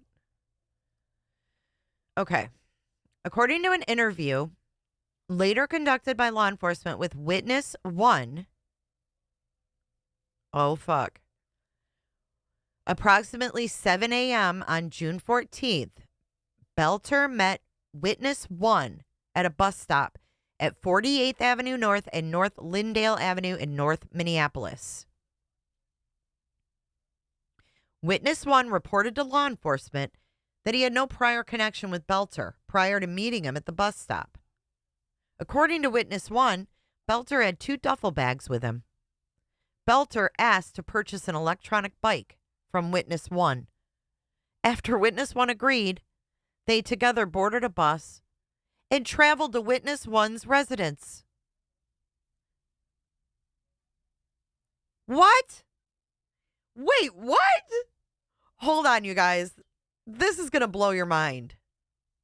Stop. How did he know he had an electric bike? After Witness 1 agreed, they went to his house. After arriving at Witness 1's residence, Boelter asked to purchase Witness 1's Buick sedan as well. Witness 1 agreed. So he went to the bus stop, met some rando, and said, hey, can I buy your e-bike? And oh, while I'm here, can I buy your Buick too? What did he do in exchange for this shit? What? Around this time, Witness 1 and Boelter drove in the Buick to U.S. Bank branch location in Robbinsdale, Minnesota, where Boelter withdrew $2,200 and thereby emptied an account in his name. Cameras at U.S. Bank captured Boelter wearing a cowboy hat. Yeah, hold up. Wait a minute. We need that. Hold up. Wait a minute. Something ain't right. Boelter reportedly provided about $900 to Witness 1 to complete the purchase of the e-bike and Buick. Around 2:30 a.m. on June 15th, law enforcement received information about a possible sighting of an individual riding an e-bike approximately 2 miles northeast of Boelter's family home in Green Isle, Minnesota. However, law enforcement was unable to locate Boelter at that time. $900 for a car and an e-bike? And he never even knew the guy beforehand? Shit. Can I take this guy shopping with me? Fuck. Law enforcement investigated further and discovered that the Buick Boelter purchased from Witness 1 abandoned on Highway 25 close to the location of the reported e-bike sighting. What?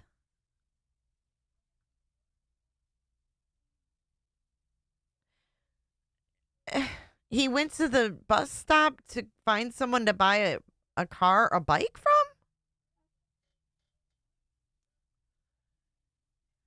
Here's the map of the possible sighting of the male on the bike and then the Buick being recovered.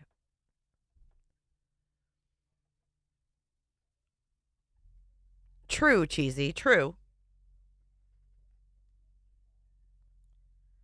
It sounds kind of weird, though.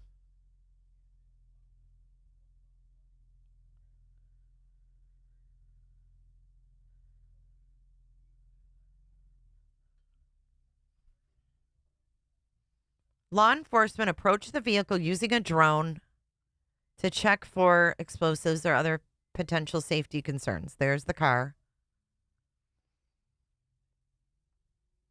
So he left all the doors open and the trunk open.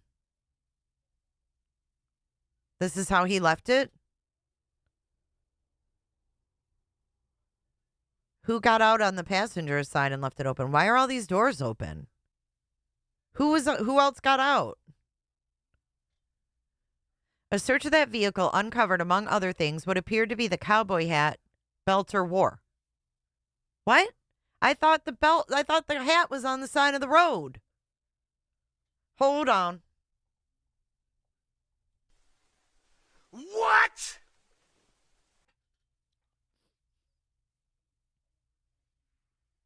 Remember the news is the one that found the hat sitting on the side of the road just chilling?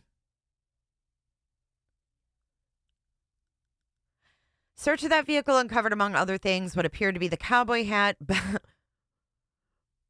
Boelter wore when he was in the U.S. Bank security footage,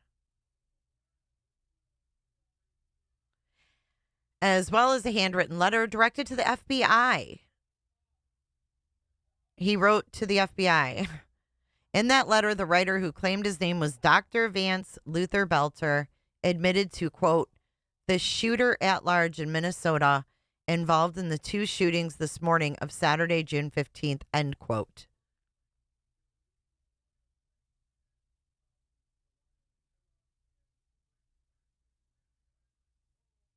At approximately 9:10 p.m. on June 15th, 2025, law enforcement located Boelter in a field in Green Isle, Minnesota, approximately 1 mile from his family residence. Officers took Boelter into custody.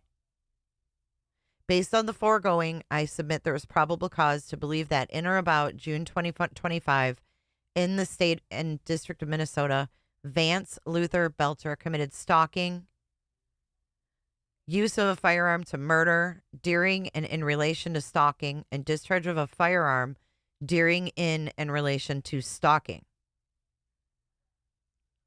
And this is signed by the FBI agent Terry Getch.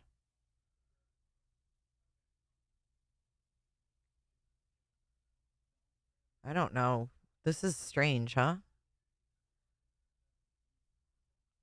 Let's fast forward. This is the stakeout camera. Hold on. Let's see what's going on.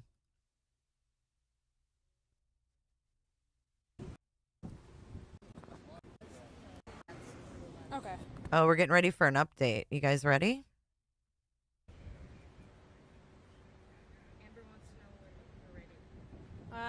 Just getting dialed up.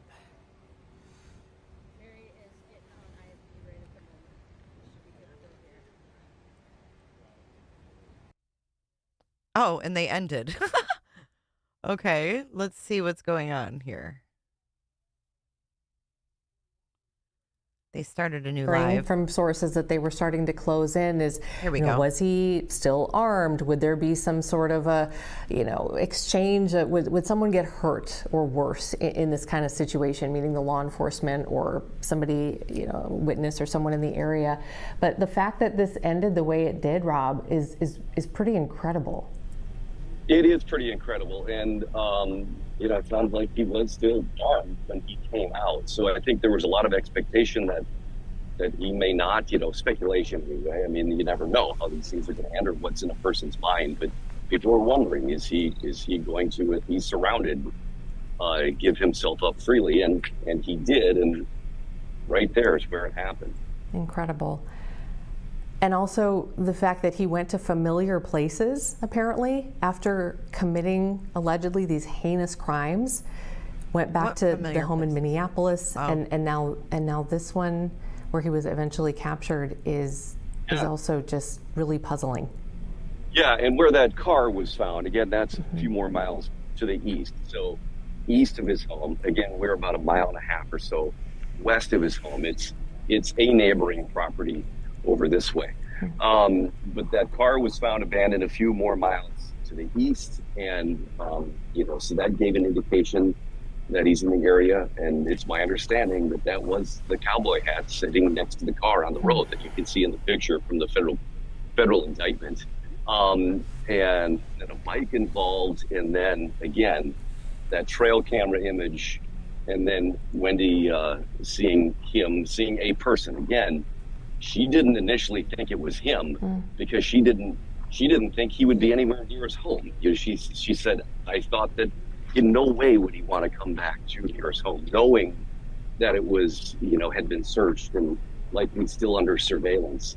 So, but it also did make her wonder, what is this? And she was worried about it. So, and especially in the context of being, in a shelter in place and what had transpired here. Yeah. That made her even more on edge about seeing a person walking around.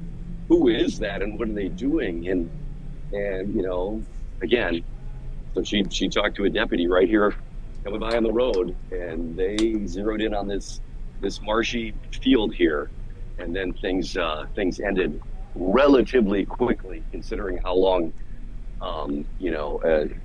law enforcement surrounding somebody or a standoff situation, how long those can go.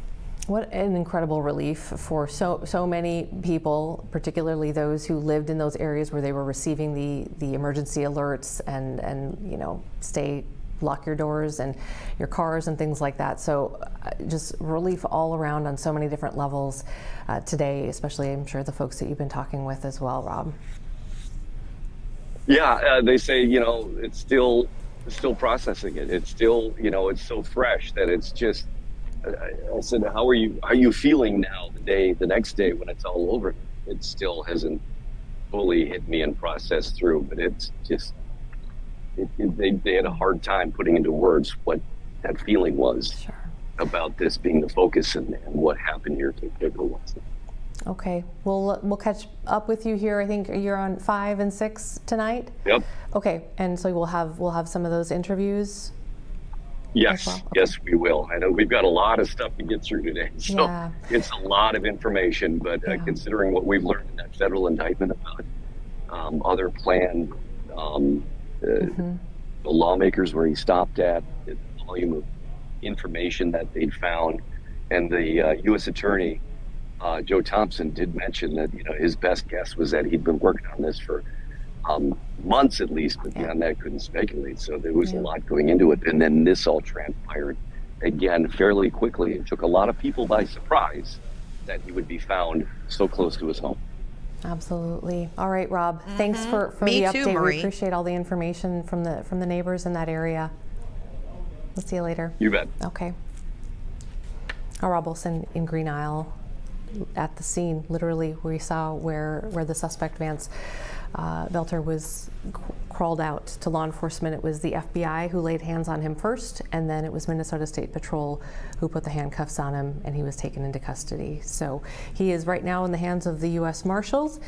Had his first court appearance that he didn't appear at with the state charges, and then did appear at the federal courthouse for his first appearance What happened? there to face those federal charges, which does put the death penalty on the table. So learning a lot today, learning a lot today. Let's find out more about Papa John. Hi, Amber. Hi, what were you gonna say?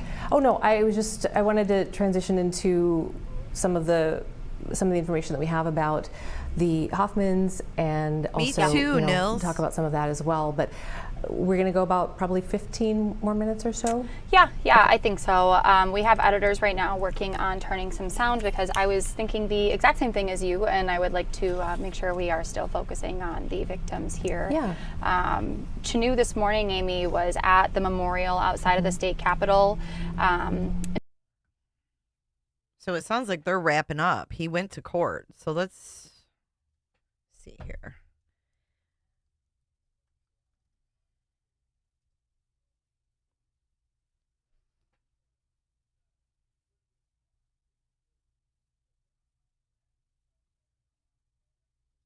I don't see anything recent. Only 1 hour ago. Thank you, Flo, for your $10 super sticker. That's so generous of you. Thank you.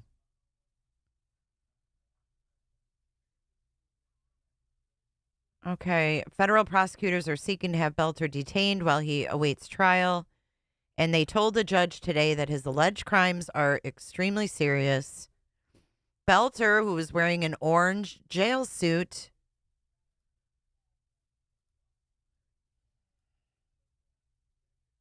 here, let me make this bigger. Boelter, who was wearing an orange jail suit during his initial appearance in a St. Paul courtroom, had the capacity and intent to flee. The judge ordered Boelter to be represented by a federal public defender after he said he does not have a lawyer and cannot afford one. He said he earns $540 per week through a part-time job and has no other sources of income. How does he pay for that $500,000 house he just bought 2 years ago? Oh, Sarah, of course he was. That good old Brian Enton. I want to know more about his job.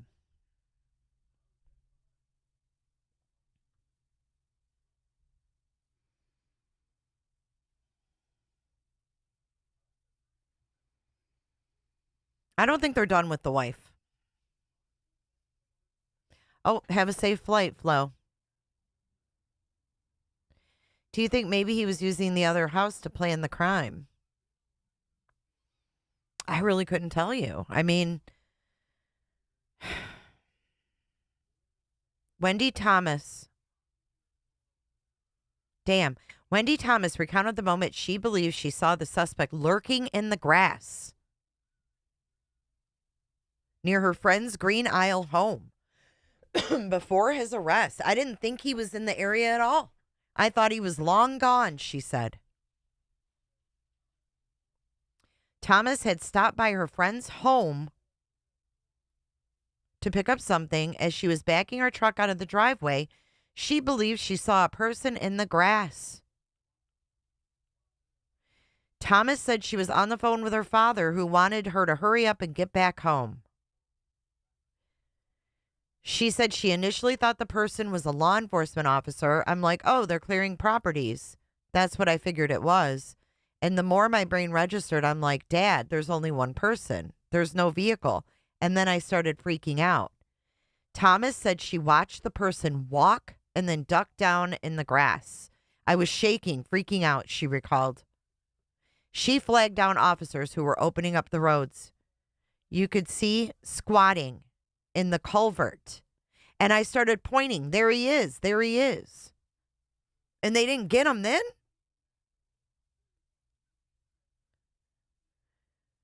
Whew. Daryl, I don't know. I don't think we'd ever find that out, though. Do you?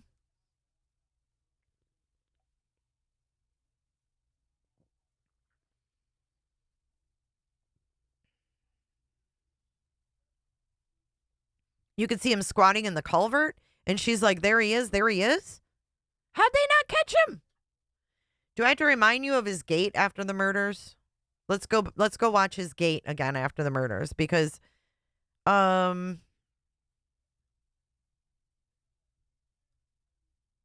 have questions. Major questions. Watch.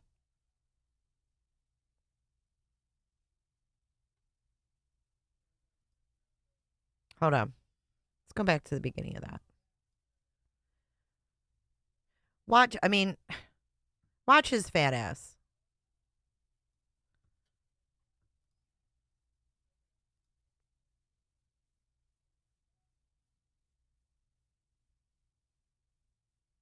Unless he injured himself, like, trying to get away. Oh, thank you, YouTube bad actors. Jay, I believe there was more than one involved. It wasn't very coordinated.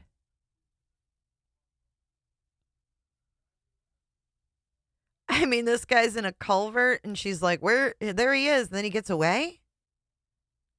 This is yesterday he got away. I can't. I'm sorry, I can't get down with that. I still have questions. I still have questions.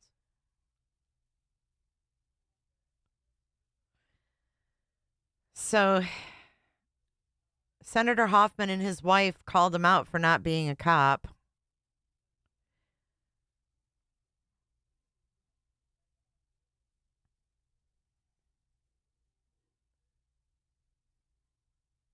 And just gave up all peacefully, surrendered like a little lamb.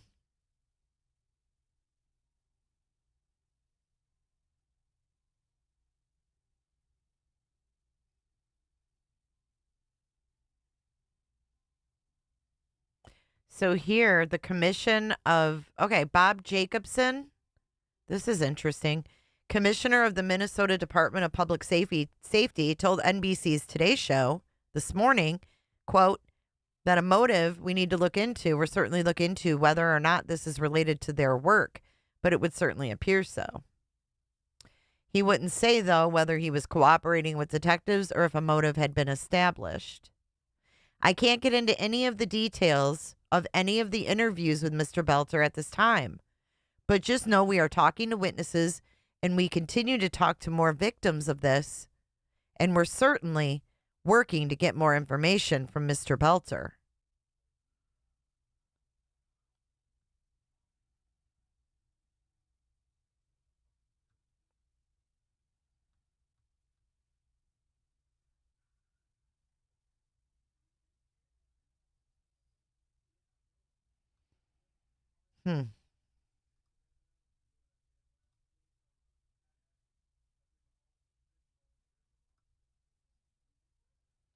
This is updated 1 minute ago.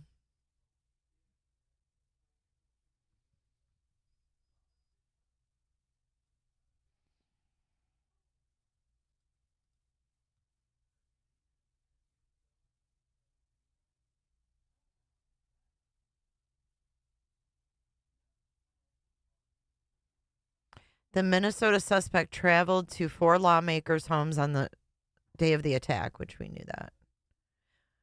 Hold on.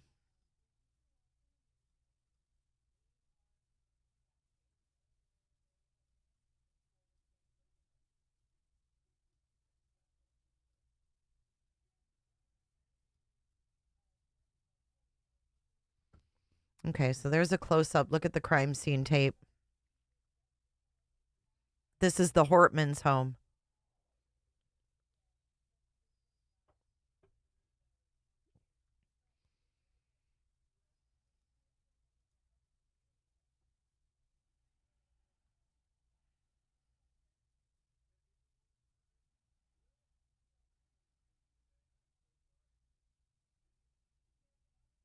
Oh, there's a way clearer picture of the vehicle. Hold on.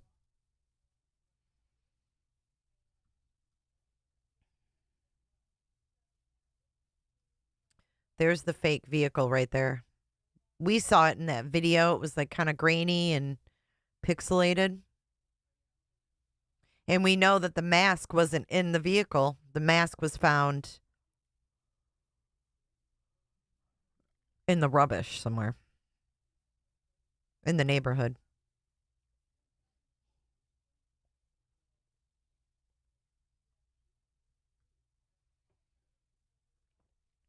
Okay, so Miss Rest was another politician that was targeted, that he went to her house. Miss Rest said in a statement that the quick decision by police officers to check on her home saved her life. Because before he went to Melissa Hortman's, he was at Miss Rest's house.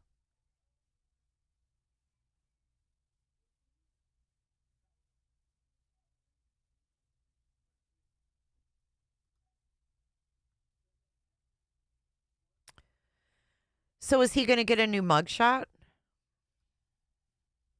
I want to see if the roommate's talking today.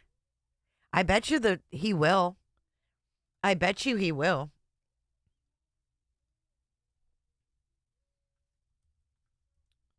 But it looks like all the coverage has stopped. But yeah, I bet you that they'll go back and ask him, like, what do you think now that he's alive?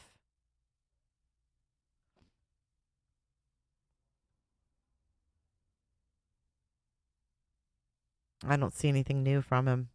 No shower, day 3. But look at this is the damn hat. This is what I wanted to show you guys. Before we wrap this up, I want to show you guys this. Exactly, Emmy Joe. And that whole thing was weird too. The BlackRock commercial. That was some weird shit. But they claim in the charging document that the hat was located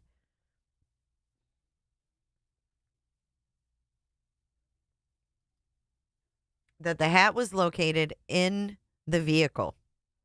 Your vehicle's secured and locked as Listen. There's a map showing. Listen. I did, Ryan. I want to read to our viewers what that emergency alert said. It's story seemingly every minute now. Last time we were live, we reported that the Bloomington bomb squad had arrived on scene. We've been reporting that when we arrived on scene earlier this morning, allegedly Vance Boelter's hat, the hat that he was allegedly caught wearing yesterday on security camera in Minneapolis, that was along the highway here, Highway 25, in between Green Isle. Hear that? Why would they put in the charging document that it was in the vehicle and that's how they knew it was his? Or one of the reasons they knew it was his. The hat that he was allegedly caught wearing yesterday on security camera in Minneapolis, that was along the highway here, Highway 25, in between Green Isle and Belle Plaine. Also, that vehicle that they mentioned in that emergency alert, that is what State Patrol to us this morning had been saying was a vehicle of interest, seemingly them now confirming that this was a vehicle that Boelter was driving yesterday. I do want to clarify, State Patrol at this time, or law enforcement, they do not know where Vance Boelter is located. He seemingly... Look, there it is. How can they put in the charging dock that it was located in the vehicle? Emmy, his entire work history is sus.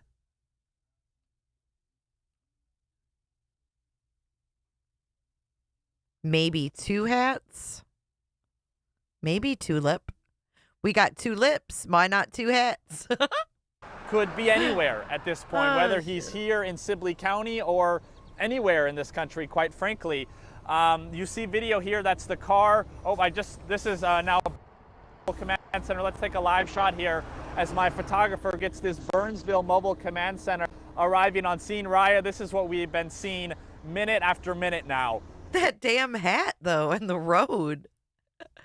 I mean, it's so blatantly right there.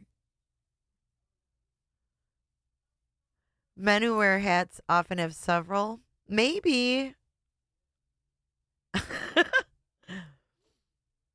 I mean, maybe there was one in the vehicle and in the road.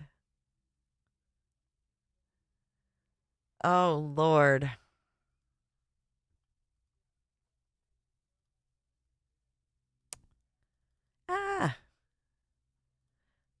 All right. Well, I guess we will wait and see when his next hearing is going to be. When will that be?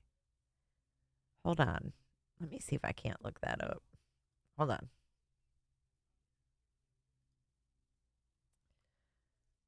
Pacer. Let's log into the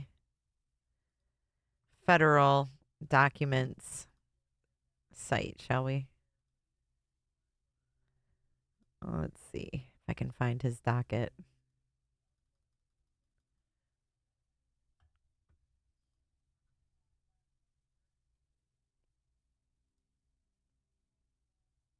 Oh, the media is still outside the courthouse as well. Look at.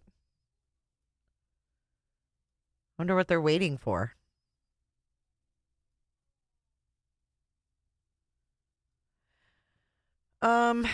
All right, hold on. Let me look and see if I can pull up his docket and Pacer. Give me a second.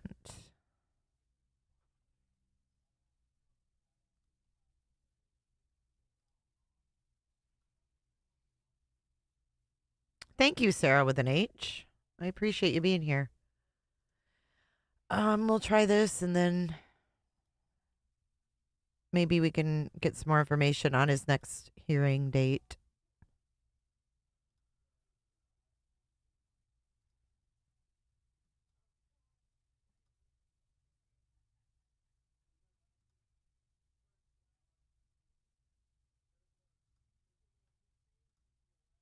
All right.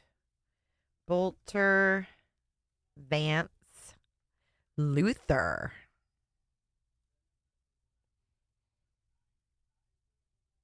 No results.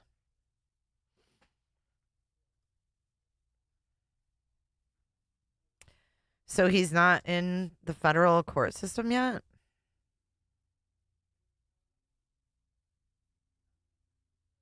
Boelter, Vance. I got billed for that shit, yo.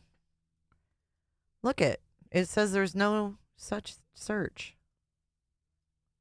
Unless it's not filed yet. Look.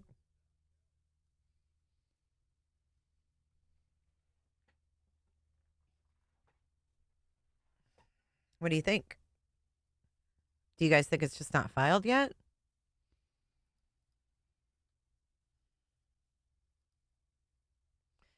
Boelter. He ain't in here. Oh, newly filed cases will typically appear within 24 hours. Okay. So it probably won't be up here yet. All right. I guess we'll check that at a later time. But I want to thank you guys for joining in for this update today. Pretty crazy stuff. You guys be kind to one another. Don't fight over these crazy politicians and politics. Because, you know, life's too short. It really is. Life is way too short for that bullshit. I just want everybody to be kind. That's all. I mean, this kind of shit happens. Yes, it involves politicians, but how hard is it to go, oh, well, they're not claiming him. They're not claiming him. Like, no one's going to claim this motherfucker. Nobody wants to claim him. Oh, Nils, I'll fight you over a Big Mac. I might be fighting you over a Big Mac right meow because I'm hungry. I haven't eaten anything today.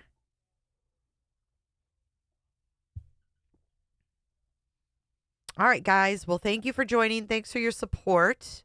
We will stay on this and see what the hell happens next. God knows. But God willing, everybody stay safe out there. Be kind to one another. And until then, I'll see you in the next one. Let's roll our credits and thank all the lovely people for your support today. Put your tinfoil hats in the bin. I'll see you guys.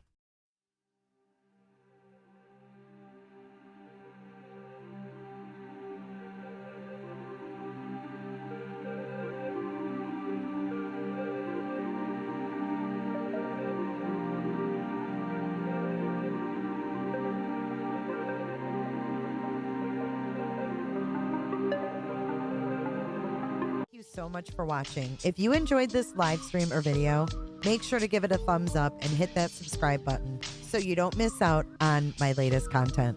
Want to take it a step further? Bring it all in. And join our community clickers by becoming a Patreon or a YouTube member. You'll get exclusive access to our Discord server, special channel perks, and much more. Until then, I'll see you in the next one. Click. It's real easy, man.